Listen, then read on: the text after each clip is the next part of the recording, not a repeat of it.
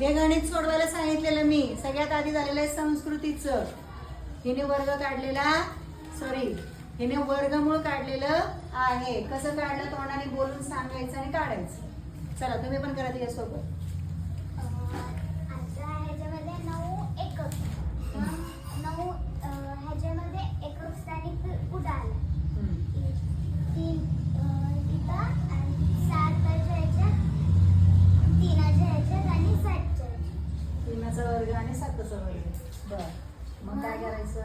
3 आणि 7 बरोबर. आता काय करायचं? मी सांगताना काय सांगितले? घेताना दोन्ही अंक घ्यायचे म्हणजे चुकत नाही. दोन्ही अंकांना अंडरलाईन करायचे, फक्त एकच बघायचा. ठीक आहे. आता हे 2 झाले. आता काय बघायचं? आता 18 बघायचं. आता काय करायचं? 18 साठी 18हून छोटी संख्या कोणती आहे ती बघा. हा, पूर्ण वर्ग असलेली कोणती आहे? 16. घ्या.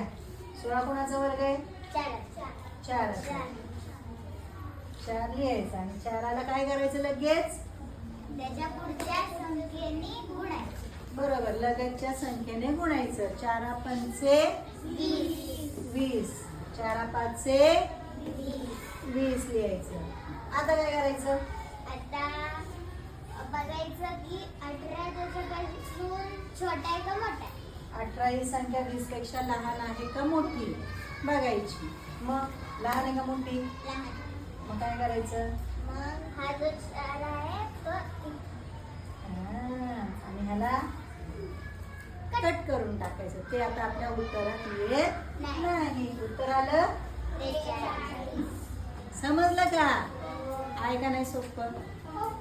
केलं तर सोपं, नाहीतर अवघड. ठीक आहे. चला, टाळ्या वाजवा संस्कृतीसाठी जोरात.